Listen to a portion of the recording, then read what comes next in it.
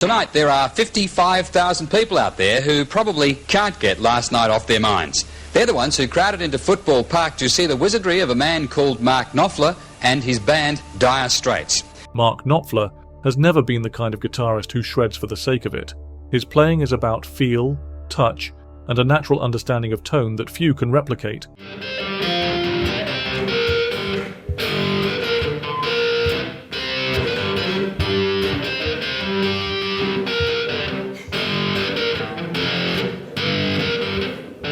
He never needed elaborate effects or rapid-fire picking to make an impression. Instead, his mastery lies in his ability to make the guitar sing, every note placed with care, every bend infused with emotion. I'm very lucky in the sense that I enjoy the whole process, the recording, the rehearsing, the recording for touring, and the actual performing when you see everybody. So I'm lucky in the sense that I can enjoy the whole thing. And His style is instantly recognizable, built on a foundation of blues phrasing, finger-picking finesse.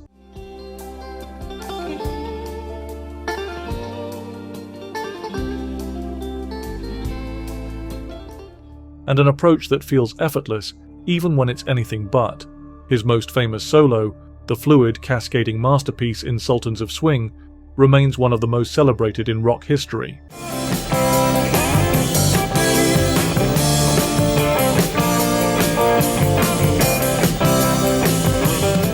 Players of all levels attempt to recreate its magic, but few come close to capturing the precise combination of control and instinct that defines it. For Knopfler, though, it wasn't a challenge. As for the actual solo, it was just more or less what I played every night, he said. The ease with which he approached something that many consider nearly impossible is part of what makes him such a compelling musician. It wasn't about running through scale patterns or executing complex tricks. It was an extension of how he naturally played.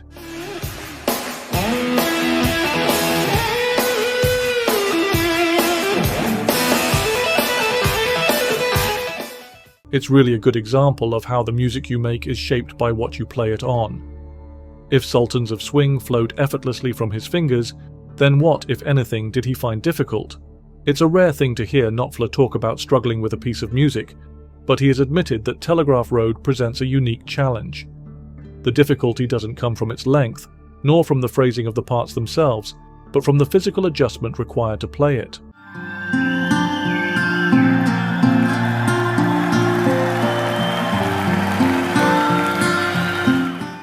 Playing the beginning of Telegraph Road always seems hard, he said. The issue isn't speed, coordination, or improvisation.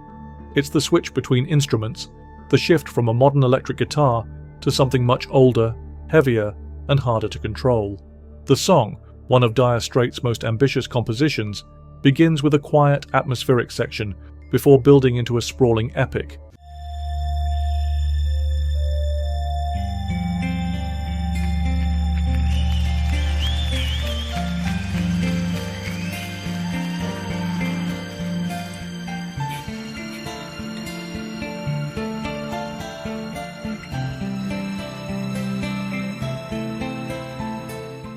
Throughout, Knopfler moves between a sleek, responsive electric guitar and what he called that old wood. In question is a 1930s National-style O, a metal-bodied resonator guitar that couldn't be more different from the instruments he normally uses.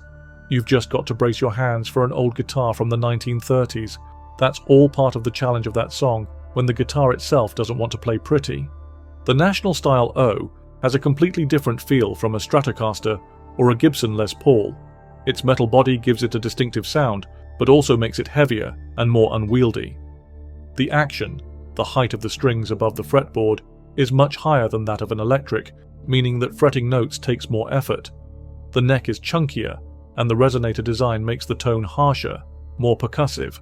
The transition from a modern electric, where everything is smooth and precise, to an instrument that demands strength and control, is what makes this particular section difficult. Knopfler has always been a player who adapts to the guitar rather than forcing the guitar to adapt to him. His comment about music being shaped by the instrument is key to understanding his approach. He doesn't impose his playing onto a guitar. He listens to what it wants to do and works with it. That's why switching to the National-style O presents such a challenge. It has its own set of rules, its own limitations. Where a Strat glides and sings, the National bites and resists. The transition means not just adjusting technique, but mentally recalibrating how the instrument responds.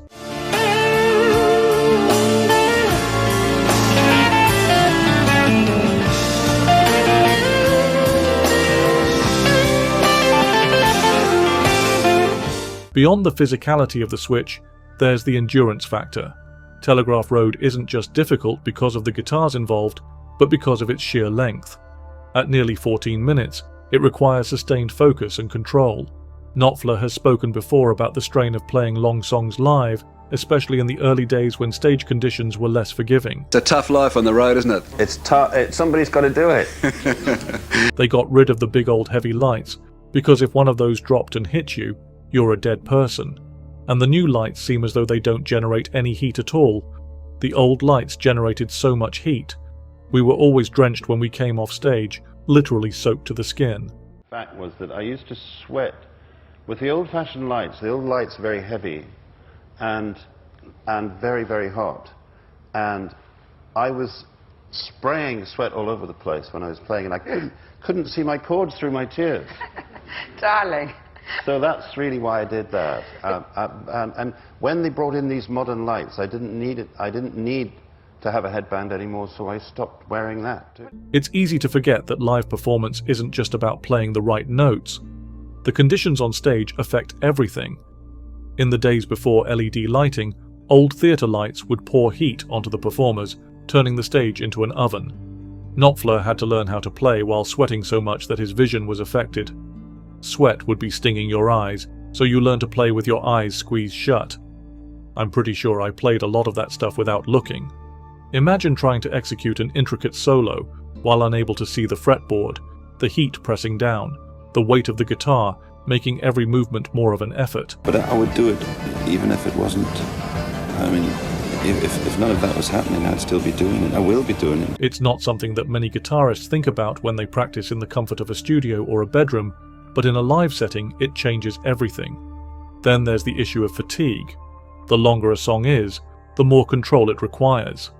Anyone can play fast for a few bars, but sustaining that level of intensity for minutes at a time is another thing entirely.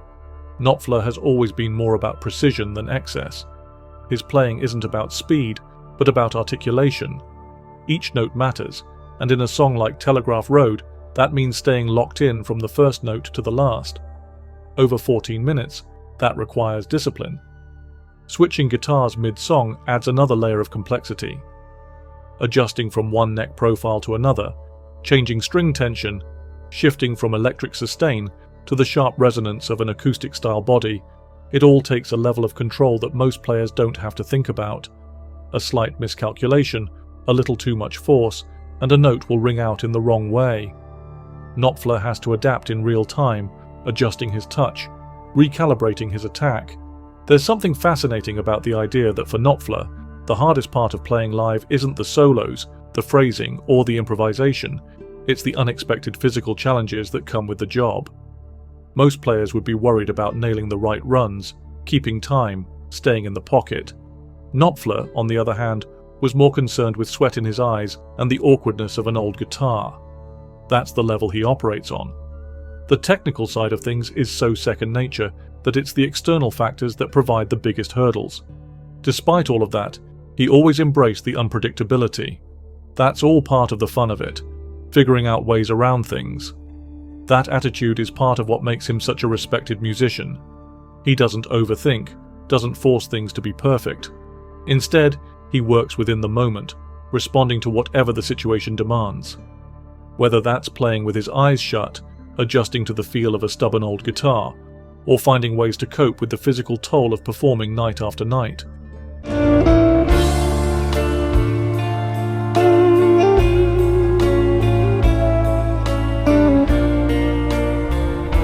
He approaches it all with the same calm, measured style that defines his playing.